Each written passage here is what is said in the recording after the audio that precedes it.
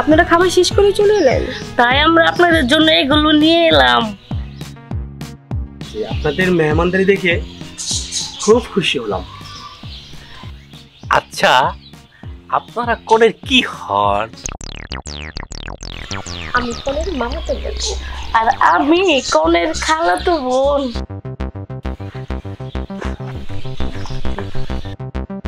তার মানে আপনারা আমাদের বিয়ায়? জি।